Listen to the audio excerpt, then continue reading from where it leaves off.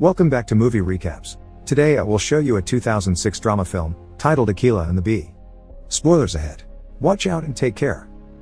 This is the story of Akeelah Anderson, an 11-year-old girl who doesn't seem to fit in quite well. She studies in southern Los Angeles at Crenshaw Middle School, a poor-conditioned place with primarily African-American students. In the middle of her class, Ms. Cross is handing out some tests, and she particularly catches Akeelah's eye. She asks her if she studied for the test, and Akeelah replies that she did not, causing her classmates to mock her. Ms. Cross asks to see her after school, as she needs to speak privately. To her surprise, Akeelah realizes that she actually got an excellent grade. After class, Ms. Cross tells her the potential she has as a student, contrasting with Akeelah's subdued attitude, not making her homework and sometimes skipping classes. She also tells Akeelah about the school's first spelling bee next week, endorsing her to sign up. Akeelah talks to her friend Georgia on the streets while a homeless man begs for alms, and they see the new car of Derek Tease, a neighborhood bully. When Georgia asks if she will enter the spelling bee, Akeelah replies that she's not interested and thinks it's stupid. Despite this, Akeelah enjoys winning games of Scrabble on her computer as a hobby in the evening. She's called to dinner, and her family chats with Devin, Akeelah's brother who studies to be an airline pilot, as they haven't seen each other in a while. However, he tells his family that he hasn't flown a plane so far, still staying in control rooms, with his mother Tanya glad that he doesn't have to do such dangerous work yet. Akeelah has a good relationship with her brother, urging her to continue her studies. Her mother asks Akeelah to turn off the TV, but Devin tells her to change the channel instead. Coincidentally, Akeelah ends up tuning into a spelling bee and is surprised by its size and recognition. The girl on screen wins the national contest, and the entire audience cheers her on. Back in her room, Akeelah researches the word the girl spelled while remembering her father, who used to play Scrabble with her before dying. Akeelah researches and transcribes words to learn their correct spelling, a practice she does for much of the night. A week later, Akeelah is harassed by a pair of bullies at the start of school, wanting to force her to do her English homework. Parallel to this, Principal Welch talks to visiting English teacher Dr. Joshua Larrabee, and they find the girls fighting. Welch breaks up the fight but calls Akeelah and asks if she has signed up for the spelling bee yet, but she denies it. In Principal Welch's office, he praises Akeelah's spelling skills, but criticizes her for skipping classes. Welch asks if she knows about the Scripps National Spelling Bee, and she comments that she watched the finals last week. He explains that several young students compete in regional competitions to make it to the National Spelling Bee in Washington, D.C., and that he wants one of his students to be in that year's competition. Whoever wins the next school competition that day may participate in the next district competition the following month. Akeelah has no interest in representing her school because of its poor educational conditions and comfort for the students. Still, Principal Welch insists her to do so. Akeelah mentions how everyone will make fun of her if she competes and wins, so Welch resorts to putting her in detention for half the semester for all her absences. She agrees to participate against her will, so the competition begins. It all starts a little uneven, as the kids are not used to that kind of event, but when Akeelah comes to the front, she says her first word correctly. Time marches on, and Akeelah ends up in the finals with the word fanciful, which she spells without a problem, winning the competition. As her friend Georgia and the audience celebrate, everything is interrupted when Mr. Larrabee stands up and speaks directly to Akeelah, requesting her off to spell prestidigitation. Despite the parry Ms. Cross tries to make as she considers Akeelah too young for that level of spelling, Principal Welch allows her to continue. Under everyone's gaze, Akeelah ends up spelling the word right. Hence, Mr. Larrabee continues to throw out complex expressions that the girl spells without a problem, at least until she gets to the word pulchritude, which she spells wrong. Akeelah is taunted by her bullies and ends up running away. She is overtaken by Principal Welch, who encourages her by saying that she did everything right, and Dr. Larrabee seconds him by saying that people are actually afraid of her intellect, and that she need a coach to advance further. Nevertheless, Akeelah leaves with the bitter thought of not participating in spelling bees again. Georgia encourages her back home, but Akeelah is dispirited, saying Larrabee's words were misleading but not hard. The following day Akeelah is awakened by her brother Devin, who is about to leave again. He tells her that she should continue with the competitions because of how good she is, appealing to their father and his love for words. Akeelah agrees, asking Principal Welch for at least a new outfit for the competitions, but he tells her that she has to finish in the top 10 in the district first, and to do that, she must train hard with Dr. Larrabee. She hesitates, and Principal Welch gives her a copy of last year's competition. Akeelah is intimidated to see the contest at home. Even worse, her brother Terrence shows up, discouraging her by saying she will lose to a bunch of white kids. Upon visiting Dr. Larrabee, Akeelah finds him tending to his plants. He starts teaching her about his knowledge of both words and competition history, explaining that the first thing to do is learn winning words and their origins. Larrabee criticizes her ghetto talk and says that she has to speak correctly before him from now on. However, friction between them causes Larrabee to resign, but not before being insulted with complex words by Akeelah. She begins to study on her own, but when she asks her mother if she will see her at the competition, Tanya says she only sees the contest as a game and that her sister Kiana is the one who will accompany her. At the end of registration, Akeelah meets Javier Mendez, a boy who made it to DC, placing 13th. He tells her about Dylan Chu, one of the most formidable spelling competitors who placed second in the national competition. Akeelah struggles in her first round, feeling pressured by the crowd, but makes it through to the next one. The match progresses, and Larrabee watches everything from a distance, noting Akeelah's progress. 11 competitors are left, about to decide who will be the top 10 that will pass to the regional finals in Southern California, but just as this is announced, Kiana's baby starts to cry, interrupting the competition.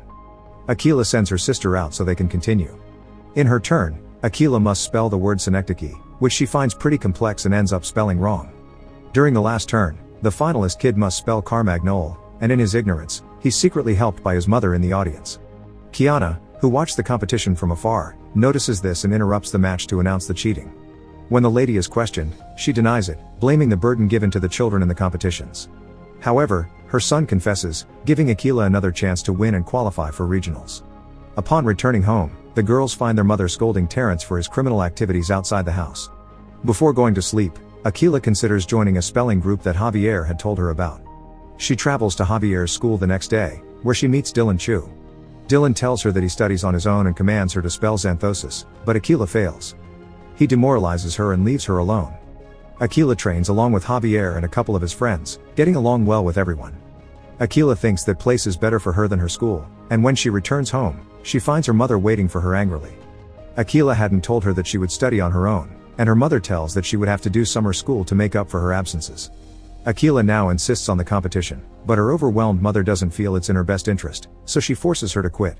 However, Akeelah ends up signing up the permission using a fake signature. She shows up in front of Larrabee the next day, showing him how focused she is on the project, and asks him to be her coach. Larrabee tells her that she was lucky in the past competition, but she must try harder to win. When he asks her what her goals are, she only tells him she can spell. After a few words of support, Larrabee agrees to be her coach, but requires her total commitment. Akeelah then goes to Javier's birthday party with Georgia, but her friend is intimidated that there are only white kids, leaving Akeelah alone. Javier talks to her, raising her spirits and even kissing her cheek. They then go downstairs to learn that Dylan brought several Scrabble boards to play on, with Akeelah facing Dylan. As Dylan gains more points than everyone, Akeelah makes substantial advances. Still, the intimidated Dylan manages to come back. The clock ticks down and only Dylan and Akeelah are left competing, but the former ends up narrowly winning. Javier tells Akeelah that no one has ever come this close to beating Dylan. As Akeelah goes around Javier's house, she finds Dylan's father scolding him for almost losing to a black girl in a board game. During training with Larrabee, Akeelah complains about his methods, saying they are slow and inefficient. Now Larrabee demonstrates how complex words are made up of smaller, simpler ones, deconstructing the language and learning the roots of words. It is then that the training continues, with Akeelah learning terms, their meanings, origins, and uses. When she remarks to her mother to see her at the competition, she deflects the conversation, feeling nostalgic over the loss of her husband. In another conversation with Larrabee, he spotlights to Akeelah a peeve she has, slapping her hand against her with each spelling. Hence, he decides to give her a jump rope. It turns out that each child has a different method of spelling, and Akeelah's is to keep time, so she must take advantage of this for her competition. From now on, Akeelah trains jumping the rope, improving in the process. At the regional competition, it is mentioned that only the top 3 will advance to the nationals. Several children are disqualified, and as things progress, Tanya shows up at the event in anger. She makes a fuss to Principal Welch about telling her daughter not to compete, distracting Akeelah in her turn. Despite that, the girl makes it through her round, but Welch calls Akeelah to talk to her mother in the middle of the competition. They allow Akeelah to do so, but she has to come back quickly to not be disqualified. Outside, she confesses using a fake signature on the participation form, making her mother furious about it. As an argument takes place, Javier tries to buy time in the competition for Akeelah. Larrabee introduces himself to Tanya as her daughter's coach, and Welch tells her that Akeelah is getting extra credit at school for doing this competition. When Tanya asks Akeelah why she kept all this hidden from her, Akeelah replies that every time she brought up the subject, she didn't want to hear it.